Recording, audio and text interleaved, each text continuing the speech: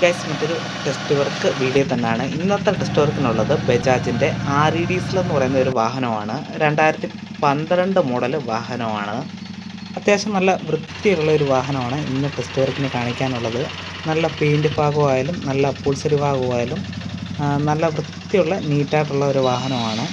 ഞാനൊക്കെ ടെസ്റ്റ് ചെയ്തതിൻ്റെ പേപ്പറുകൾ വാങ്ങിക്കാനുണ്ടായിരുന്നു, അതെല്ലാം വാങ്ങിക്കുന്നുണ്ട്. അതുപോലെ തന്നെ ചാനലിൽ കൂടെ പുതിയതായിട്ട് വീഡിയോ കണ്ടുകൊണ്ടിരിക്കുന്നവരെല്ലാം ചാനൽ മറക്കാതെ സപ്പോർട്ട് ചെയ്യണം. നിങ്ങൾ ചെയ്യേണ്ട അത്രയേ ഉള്ളൂ: ലൈക്ക്, സബ്സ്ക്രൈബ്, ബെല്ലൈക്കൺ ഓൺ ആക്കി വെക്കുക. മാക്സിമം എല്ലാവരും സപ്പോർട്ട് ചെയ്യാൻ ശ്രമിക്കുക.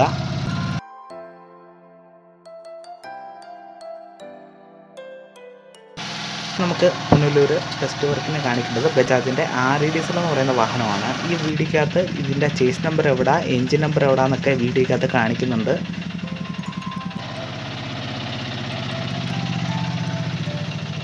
ഇത് അറിയാത്തവർക്ക് വേണ്ടിയാണ് ഇതിൻ്റെ എൻജിൻ നമ്പർ എവിടെ, ചേസ് നമ്പർ എവിടെയെന്നൊക്കെ കാണിക്കുന്നത്.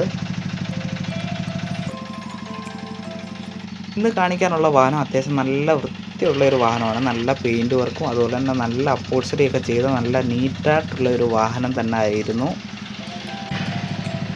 ഈ ഭാഗത്ത് അത്യാവശ്യം നല്ല വ്യൂ ഉള്ള ഒരു ഭാഗത്താണ് നിൽക്കുന്നത്. അതായത് പുനലൂർ തൂക്കുപാലത്തിൻ്റെ അടുത്താണ് നിൽക്കുന്നത്. നമ്മുടെ ഓഫീസിൽ കയറി ഒരു 5 വാഹനത്തിൻ്റെ പേപ്പറുകൾ വാങ്ങിക്കാനുണ്ടായിരുന്നു. അതൊക്കെ വാങ്ങിച്ചിപ്പം പുനലൂർ തൂക്കുപാലത്തിൻ്റെ അടുത്താണ് നിൽക്കുന്നത്.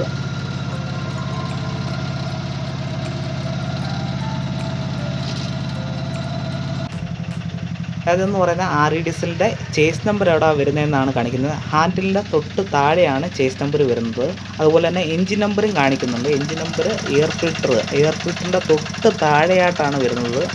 ഓയിൽ ഒഴിക്കുന്ന ഓയിൽ ക്യാപ്പിൻ്റെ അടുത്തായിട്ടാണ് എൻജിൻ നമ്പർ വരുന്നത്.